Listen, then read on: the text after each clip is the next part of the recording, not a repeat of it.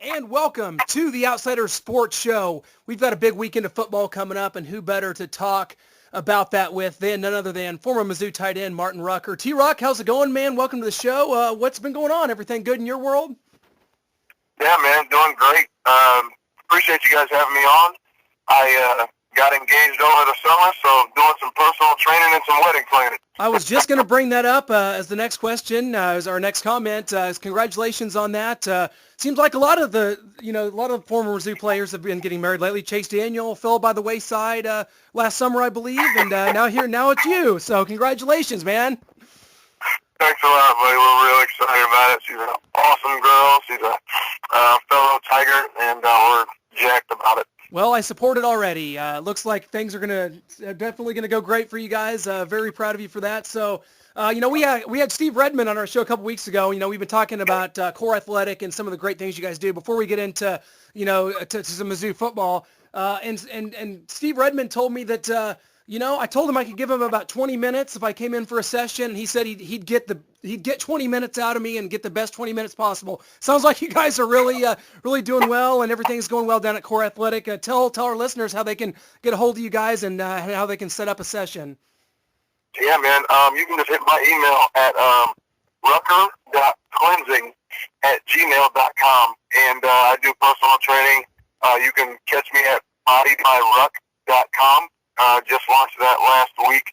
I do online training, do personal training, and then I also do a boot camp up at Core Athletic.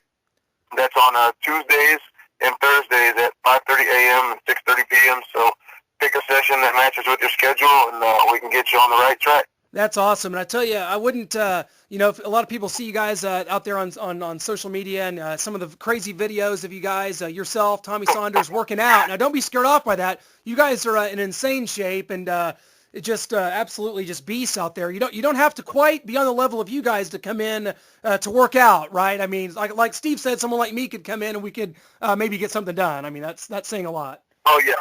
No question about it. We take our fitness pretty serious, but we've been doing it for a long time. And so what we're able to do is know exactly where people are on their fitness journey because we've been there along the way at some point in our life, too. So we can sympathize with that and tailor the workouts to your comfortability and to your fitness level. Chase Daniel's father-in-law, actually, is one of my clients, and over the last 7 months, he's lost over 60 pounds. Wow. So, he wasn't working out at all, came in, and he's looking great now. He actually came in this morning at 5:30, and he had on the same jacket he wore to the 1985 World Series that he's going to wear to the game tonight. Wow. First time he's been able to get into it forever, so it's pretty cool. That is awesome. Yeah, definitely in the midst of some hysteria here in Kansas City on the baseball side. But as we get to the football side, this Missouri offense not quite resembling that of the 2007 or 2006 Tigers led by yourself, Chase Daniel, Chase Kaufman, Jeremy Macklin, all those guys. But Missouri's winning. They're 6-2. Defense is playing really well. On the offensive side, I know you know Josh Henson really well. What do you think right now is the primary factor of what's ailing this offense? I mean, Matty Mock seems to have struggled. Offensive line struggled at times. Receivers maybe not up to par. I mean, what do you think of those things is the number one thing that's ailing this team? It's just kind of been a combination of all of it. We've seen where they played pretty well toward the beginning of this season when everybody was hitting on at least close to all cylinders. But you've also seen where one quarterback play, receiver play, offensive line play, one of those things isn't hitting right and things are off kilter. I think that's the biggest thing is just getting everybody, I don't want to say on the same page because I think they all know the offense really well. They all have pretty good confidence in each other. They know each other really well. It's just about getting all three of those phases to play well on the same day. I think the guys are familiar enough with each other. And, Matty will make a good throw and we'll drop the ball or tip the ball and it falls right into the defender's hands or somebody goes down on the offensive line and we're playing shuffle there. And so it's just kind of been a combination of a few different things, but they're still finding ways to win. So I'll take it any way I can get it. Yeah, absolutely. Right now it's 6-2, and Missouri was still a chance to to even win out. I mean, no ranked teams left on the schedule, but got to take them one game at a time, of course. As Missouri gets set to host Kentucky this weekend, a very improved Kentucky team. And I want to ask you kind of a personal question because you're from St. Joe, from the KC area, and you had history when you came into the Missouri. It was, of course, in the Big 12. You had history. Your brother played at Nebraska. You were I believe, at the 97 Missouri-Nebraska game wearing a Nebraska gear, and, of course, that famous ending to that game. But, I mean, on a personal level, did you have a chip on your shoulder coming in and playing in a conference that you knew really well? And how do you think it changes now that Missouri's in the SEC and a lot of these guys maybe not as familiar with some of the teams and a lot of the recruits, although there are a few from SEC states, it's just, maybe not quite building the rivalries yet. Is there a difference to how you approach the game when you're not, as entrenched in maybe rivalries with some of these other teams? Well, what happens is once you get to that school, you pretty much take on that identity. That is your school, that's your team, and those are your teammates. So regardless of where you're from, whenever you hear other people talking bad about what you're a part of, it doesn't sit well. And that in itself creates rivalries really fast. Another thing is very similar, but in the Big 12, back when I got to Mizzou, we weren't regarded as a good Big 12 football team. Sure. Well, when we came into the SEC, no one, and even still, after going to the Big 12, the SEC championship, people still don't pick us as a very good SEC team. So that chip is still on your shoulder, regardless of the conference. They still are trying to slap you with the same stigma. So I don't think that any of the rivalries or any of that stuff is going to be hard for guys to step up to be able to feel or to be able to defend. Because once you start talking bad about that name that's across your chest, it takes it to a whole new level. Well, you and I have kind of exchanged texts earlier in the year about the tight end position in and of itself. Of course, Missouri known for just amazing tight end play. It's really hard to believe, thinking back, that Chase Kaufman and yourself played in the same offense and were on the field at the same time. At times, it's just absolutely insane to think about that. Some of the numbers you guys put up, yourself over 200 career catches and 18 touchdowns at Missouri. What do you think of the offensive coordinator, Josh Henson?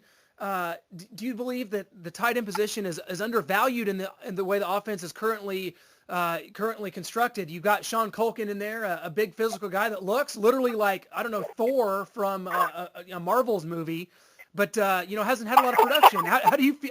Why do you think that the position has fallen off after yourself, Chase Kaufman, and Michael Agnew? I think just the different philosophies in the play calling. Henson wanted to bring it back to a more traditional tight end, attached to the line of scrimmage, goes in motion. He's an extra blocker. He's a lead blocker, fullback type. Just kind of more, he gives the offensive line help. In the SEC with the talented defensive line, it's not a bad idea. And so over the course of this year, he's tried to get Colton more involved, and they've thrown at him, and he's caught a few more balls. But he's honestly, I love the kid. I think he's going to be a good one. But he's dropped a lot of balls. Yeah.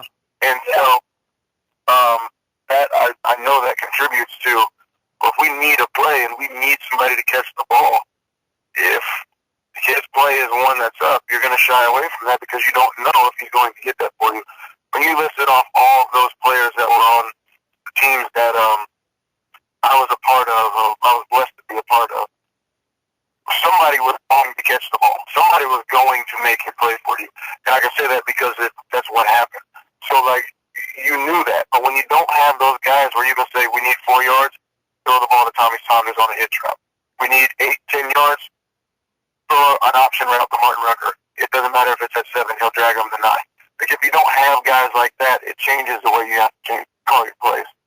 Yeah, absolutely. And just you saying the dragging of defenders, that has brought me back even further and thinking about some of your wonderful catches, dragging people probably longer than 2 yards. You're being a little modest there because it took at least 4 defenders to bring you down most of the time. And I look back to that because I remember, even after games like the 2007 game against Illinois at the Edward Jones Dome, where there were yourself, you're out, after the win, you're out there, you've got the trophy, and you're running around. You've got the Mizzou Mohawk with the stripes on it. Do you feel? I mean, I guess what I'm getting at there is that I don't know if currently if there's a player like a Martin Rucker, on this team that becomes so a part of the university, so a part of and the front runner, and I don't know, do you see that in this team? Is there someone like yourself that could go out there and really just take things by the horns and really be the the guy in these type of situations? Offensively, I haven't really seen anyone kind of step up like that. We were in a very unique position to where we were trying to gain respect nationally for the University of Missouri. So I took a lot of ownership in a lot of pride in getting us, or at least trying to get us to that point. And so that just kind of built over the career that I was there. And so, we've got some young guys, and it could be there in the future, but right now I don't see anybody like that, but that doesn't mean that there can't be and that there won't be here in the next year or two. I mean, Mike Shear, hometown kid. Evan Bain is a kid that I could definitely see be that.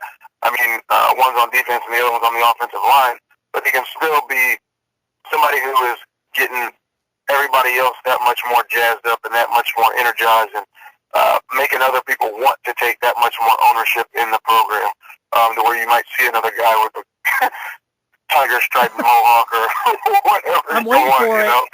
That image sticks out in my mind to this day. I mean, I can just see it right now. You running towards the tunnel with the trophy. I mean, whenever there was a trophy, you just seem to get it in your hands. Like, okay, the Border War trophy, Missouri, the 07 win against Kansas, biggest game, I don't know, in school history. T-Ruck's got the Border War drum. No one else can get their hands on it. And also the Cotton Ball. I remember you hoisting that.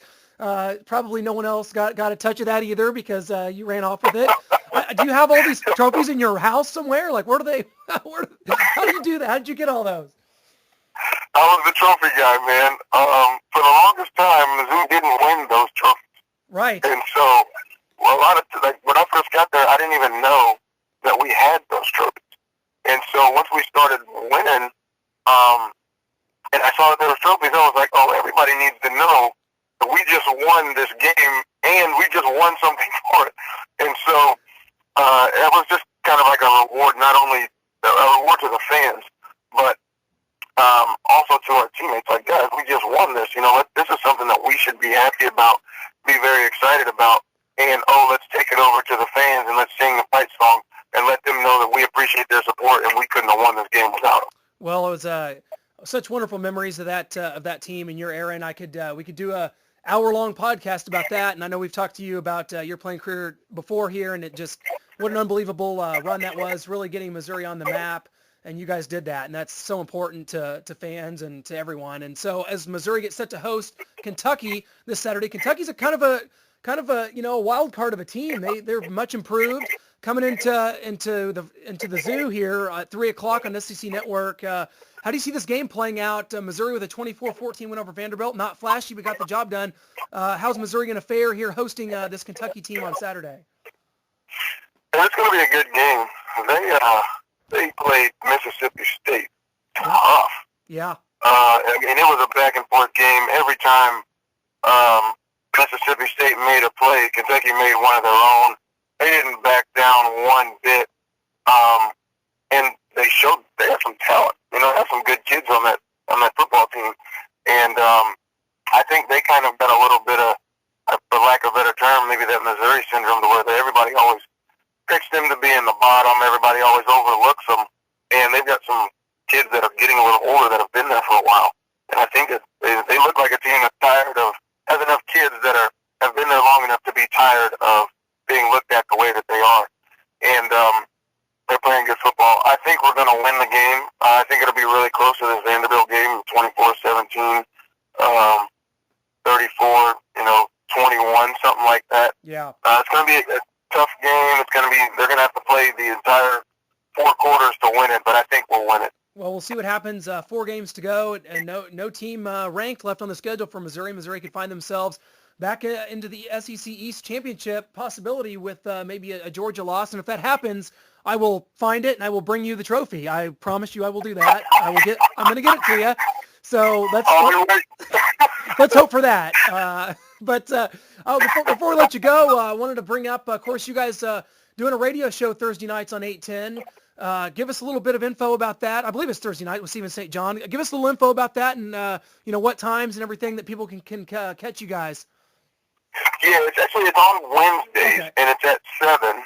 But the Royals doing so awesome, they've been covering the Royals game. So we haven't done it the last few weeks, but it's called MIZSEC, and we talk about the previous game that Mizzou played, the upcoming game that Mizzou is going to play, and then we take a little look around the SEC, just kind of talk about football and what's going on around the conference.